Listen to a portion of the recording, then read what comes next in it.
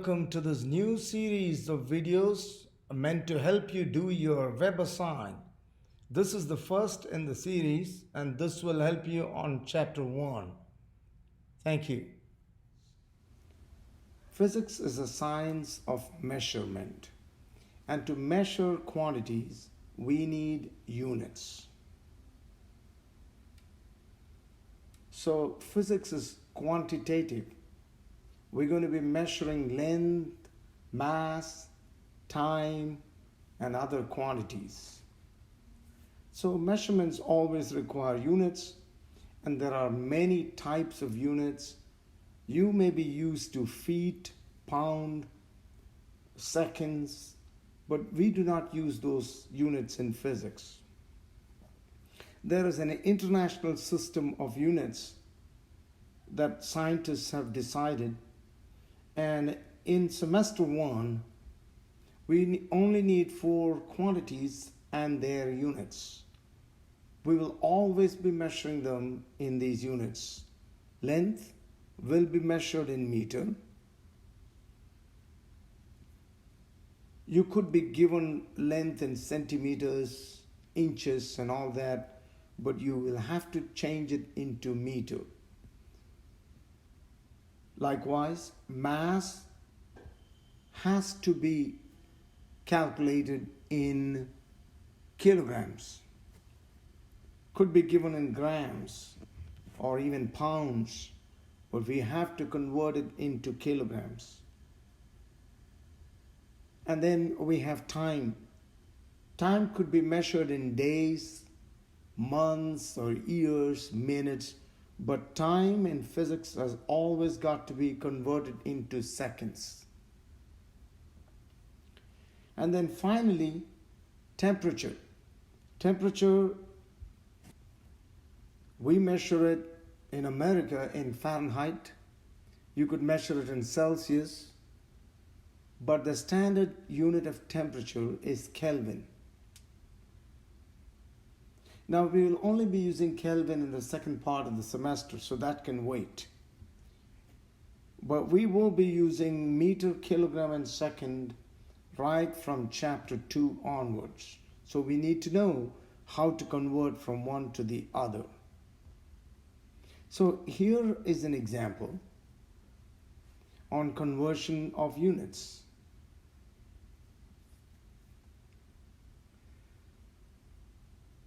1 kilometer is 1,000 meters.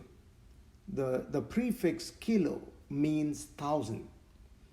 So 1 kilogram is 1,000 grams. 1 kilometer is 1,000 meters.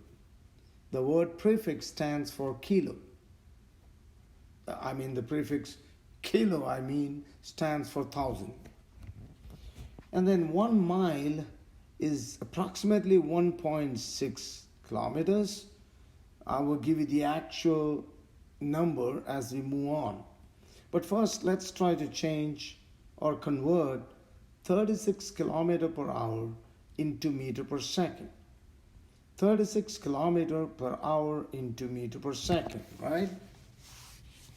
So we have 36 kilometers per hour into 1,000 meters make 1 kilometer times 1 hour is 3,600 seconds.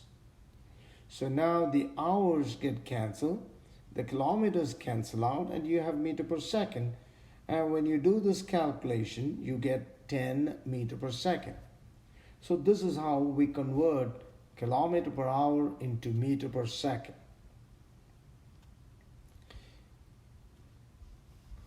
Here is another one.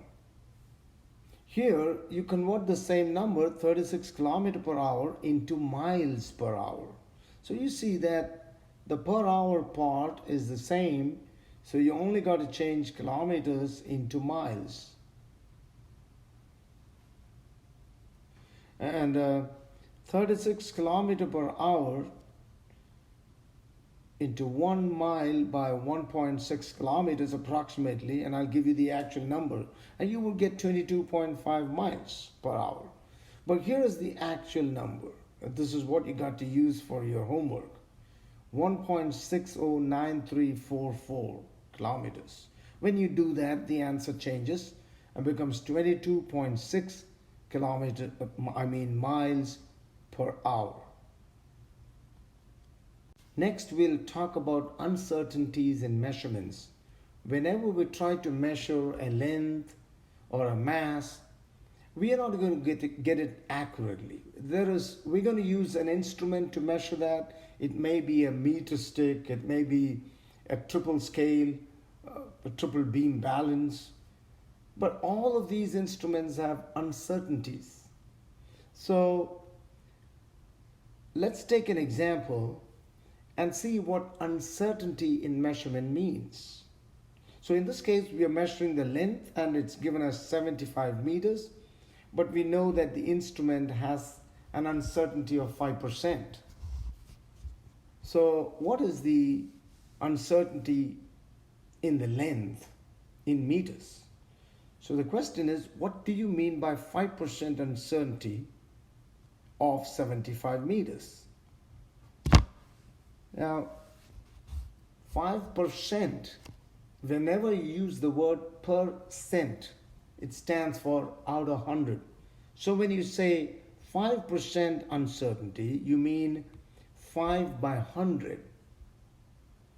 So 5% means 5 by 100, and that is 0.05. So the uncertainty in the length is quite simply 75 meter, which is what we have measured, multiplied by 0.05, and you get it as 3.75 meter. So what does that mean? Whatever length we measured as 75 meter is not going to be exactly 75. It could be off by this much on either side. That means the length could be 3.75 meter less than 75 meter, or 3.75 meter greater than 75 meter. So when you try to find the range of measurements, in this case the range of length, we just need to take the actual the measurement 75 and subtract the uncertainty, and then take the measurement and add the uncertainty. So you would get the lowest to be 71.25 and the highest to be 78.75 meter. This means whatever length we measured as 75 meter could lie between 71.25 meter and 78.75 meter. So if a measurement is given not as a percentage but as an uncertain part, as in this case a measurement is 50 plus or minus 5 meter, that means it could be anywhere between 45 meter and 55 meter. Now how did I get that? 50 minus 5 is 45 and 50 plus 5 is 55, right? So this measurement could be anywhere between 45 meter and 55 meter, and the question is, what is the percent or percentage uncertainty in the measurement? Now for that, you just take the uncertain part divided by the measurement times 100. The uncertain part is 5 divided by the measurement, which is 50, times 100. Why times 100? Because we need to express this as a percentage. So the answer is 10%. Quite simple as that. And then we have questions regarding significant figures. And the easiest way to find how many significant figures are there in a number is to put it in the scientific notation. Now this is 100.38.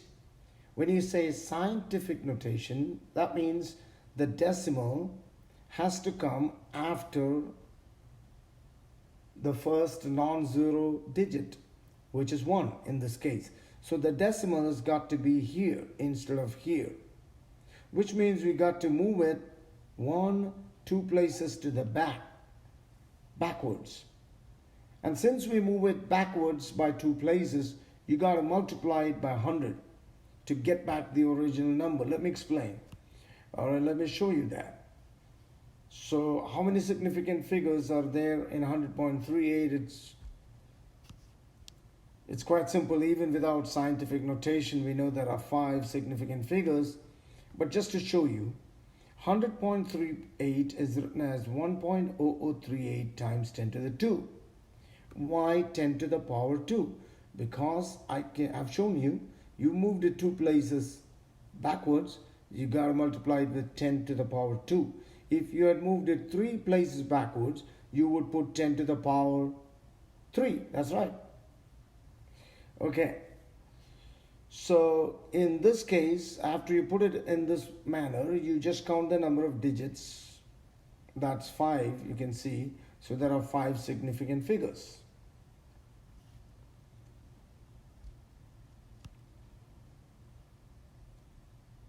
And suppose you want to multiply this number, 100.38, with another number.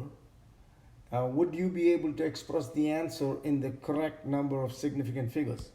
Remember, whenever you multiply or divide two numbers, the result must have the smaller number of significant figures. Now in this number, there are 5 significant numbers. In this one, how many significant figures are here? It's not 4, it's only 2. Because these 2 zeros don't count. So it's only 2 significant figures. And so in this one you got 5, in this one you got 2. The lower of these 2 or the smaller of these 2 is 2. So when you put the result, it should only have 2 significant figures. So put this into the calculator, you get this big number. I'm writing all of it. And then you got to express the answer as 0.24 because this number has only 2 significant figures. So that's the rule whenever you multiply or divide. If you multiply 5 numbers, you look at the significant figures and the answer must have the lowest number of significant figures. So this short video it should help you to do assignment number 1. And there are other videos that explain significant figures in detail, but this is specifically to help you to do the web assign. Thank you.